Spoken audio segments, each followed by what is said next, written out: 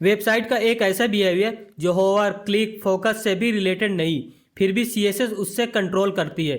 Interesting ना।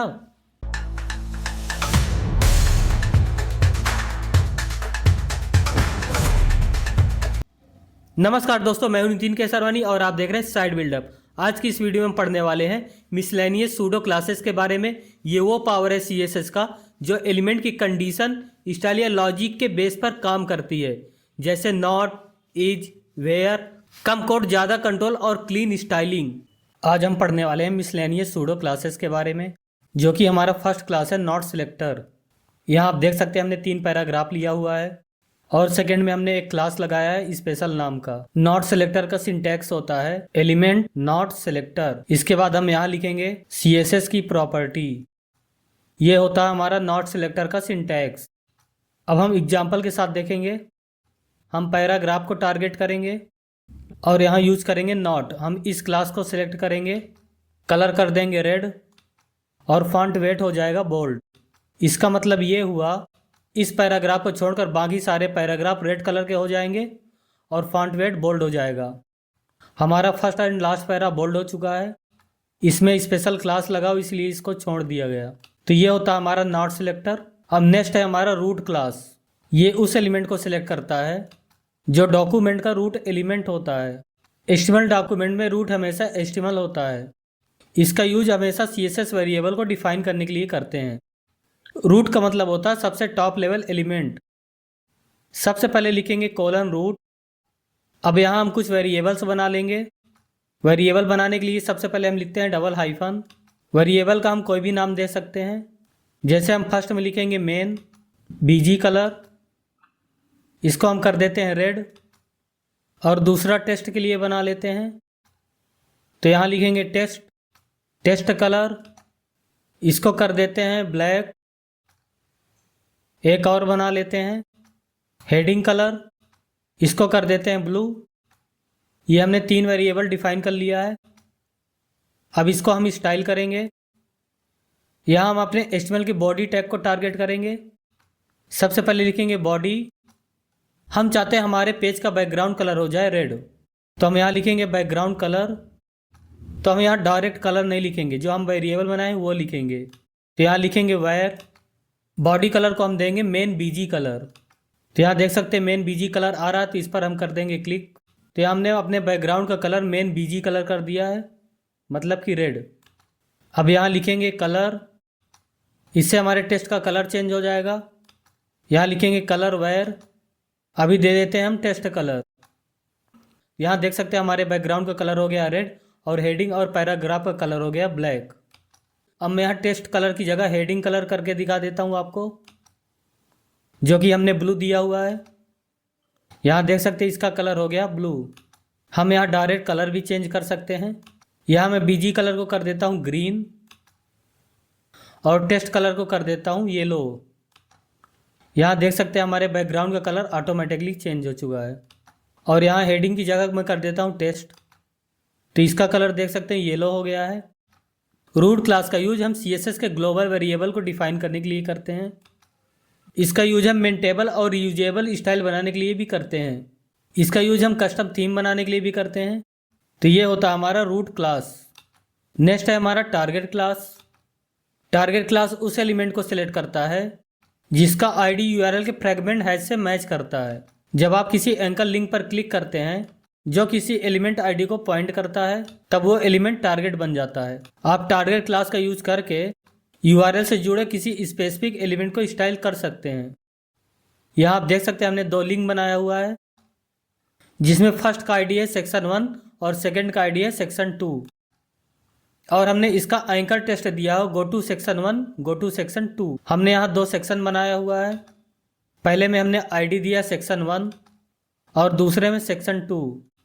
हमने इस सेक्शन की आईडी इस लिंक में डाल दिया है और इस सेक्शन की आईडी सेकंड वाले लिंक में। इससे ये होगा कि जब हम इस सेक्शन पर क्लिक करेंगे ये हाईलाइट हो जाएगा, और जब सेक्शन 2 पर क्लिक करेंगे तो सेक्शन फर्स्ट वाला हाईलाइट हो जाएगा। हमने टारगेट का यूज करके उसका बैकग्राउंड कलर येलो कर दिया है और बॉर्डर 2px सॉलिड रेड कर दिया है। आइए इसका आउटपुट देखते हैं। यहाँ देख सकते हैं इसका आउटपुट। ये हमारा पहला लिंक है गो टू सेक्शन 1 और go to section 2 second link है। जब हम गो टू सेक्शन 1 पर क्लिक करेंगे तो ये हमारा फर्स्ट वाला सेक्शन हाईलाइट हो रहा है, ये देख सकते हैं। और जब गो टू सेक्शन 2 पर क्लिक करेंगे तो हमारा सेकेंड वाला सेक्शन हाईलाइट हो जाएगा। ये होता है हमारा टारगेट क्लास। इसका यूज हम सिंगल नेविगेशन सिस्टम पर कर सकते हैं या FAQ सेक्शन बनाने के लिए उसके आंसर को हाईलाइट कर सकते हैं। एक ऑडिशन या टैग UI बनाने में इसका यूज किया जाता है। नेक्स्ट है हमारा लैंग क्लास, जो कि लैंग्वेज को रिप्रेजेंट करता है। ये उस एलिमेंट को टारगेट करता है जिसका लैंग्वेज डॉक्यूमेंट या एट्रीब्यूट में सेट की गई होती है। ये सिलेक्टर लैंग्वेज स्पेसिफिक स्टाइलिंग के लिए सिलेक्ट किया जाता है। यहाँ देख सकते हैं हमने एक पैराग्राफ बनाया इंग्लिश नाम का और दूसरा बनाया हिंदी लैंग्वेज का। यहाँ हम लिखेंगे lang equal to double inverted commas के अंदर इंग्लिश को लिखेंगे EN से और हिंदी को लिखेंगे HI से। अब इसको हम टारगेट करेंगे। ये हमारा पैराग्राफ फर्स्ट हम लिखेंगे यहाँ P, उसके बाद कॉलन, उसके बाद हम लिखेंगे लैन। अगर हम इंग्लिश को टारगेट कर रहे हैं तो लिखेंगे EN। सेम इसी तरह हिंदी के लिए यहाँ लिख देंगे HI। हम चाहते हैं जो हमारा हिंदी वाला है उसका फॉन्ट ब्लू कलर का हो जाए और वो इटैलिक हो जाए, और जो हमारा हिंदी वाला है उसका कलर हो जाएगा रेड और फॉन्ट स्टाइल हो जाएगा बोल्ड। आइए देखते हैं इसका आउटपुट। ये देख सकते हैं इसका आउटपुट, ये हमारा इंग्लिश वाला है, ये हमारा हिंदी वाला है। ये ब्लू कलर इटैलिक में है और ये रेड कलर बोल्ड में है। तो ये होता है हमारा लैंग क्लास। नेक्स्ट समझेंगे अब हम इज सिलेक्टर। इज सिलेक्टर एक सूडो क्लास फंक्शन है जो मल्टीपल सिलेक्टर को एक ग्रुप करने के लिए किया जाता है। इससे स्पेसिफिसिटी कम होती है, इससे कोड छोटा और रीडेबल बनता है। यहाँ देख सकते हैं आप, हमने एक H1, H2 और H3 और एक पैराग्राफ भी लिया है। अब हम चाहते हैं इन चारों को एक साथ स्टाइल करना। यहाँ हम लिखेंगे कोलन इज और ब्रैकेट के अंदर होगा हमारा H1।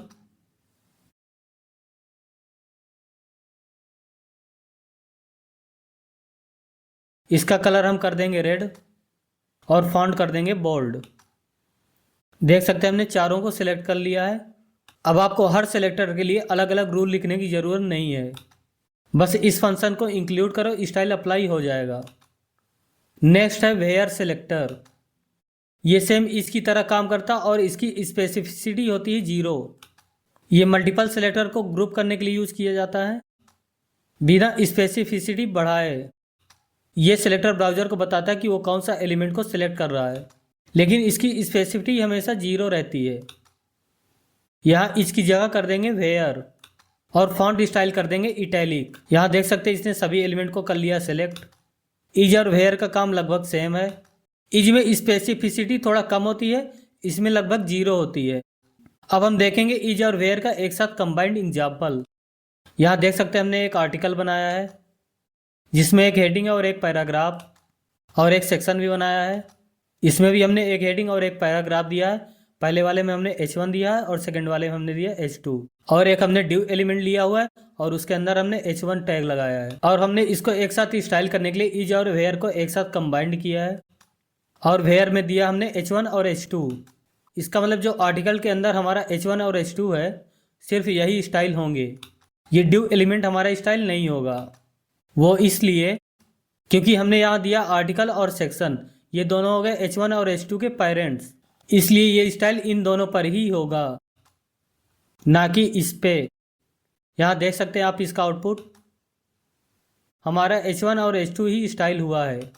अगर हम div को भी एक पेरेंट एलिमेंट बना देंगे तो ये भी स्टाइल हो जाएगा। ये देख सकते हैं, यहाँ हम लिख देंगे div। अब आर्टिकल, सेक्शन और div तीनों के एलिमेंट स्टाइल हो जाएंगे क्योंकि ये तीनों पेरेंट बन चुके हैं। यहाँ देख सकते हैं अब इन तीनों के H1, H2 स्टाइल हो चुके हैं। ये देखिए, ये होता हमारा इज और वेयर सिलेक्टर। अब नेक्स्ट है हमारा हैश सिलेक्टर। यह एक बिगेशनल सूडो क्लास है जो पेरेंट को सिलेक्ट करने के लिए यूज होती है। अगर उसके अंदर कोई स्पेसिफिक चाइल्ड है, ये कंडीशन को मैच करता है, तो यह इसको स्टाइल कर देगा। यहाँ आप देख सकते हैं हमने 2 div लिया हुआ है। एक के अंदर हमारा है पैराग्राफ और दूसरे के अंदर है एक पैराग्राफ और एक इमेज। तो यहाँ हम हैश सिलेक्टर को यूज़ करके देखेंगे। सबसे पहले हम टारगेट करेंगे div को, उसके बाद लिखेंगे हैश। तो यहाँ हम इमेज को टारगेट करने वाले हैं, तो हम यहाँ लिखेंगे img। इसका हम बॉर्डर कर देंगे 2px सॉलिड रेड कलर का। और यहाँ पैडिंग दे देंगे 10px का। तो यहाँ देख सकते हैं आउटपुट, ये हमारे सेकेंड डिव को टारगेट कर लिया है क्योंकि उसके अंदर इमेज था। तो यहाँ हमारा सेकेंड वाला डिव स्टाइल हुआ है और इसमें कोई इमेज नहीं, इसलिए ये वाला डिव स्टाइल नहीं हुआ। तो ये होता है हमारा हैश सिलेक्टर। तो दोस्तों आज की वीडियो में बस इतना ही। जो डेवलपर इन सूडो क्लासेस को इग्नोर करता है वो CSS का आधा ही यूज करता है, और जो समझ लेता है ना उसका कोड शॉर्ट भी होता है और पावरफुल भी। प्रैक्टिस करो और CSS को स्मार्ट बनाओ। Thank you.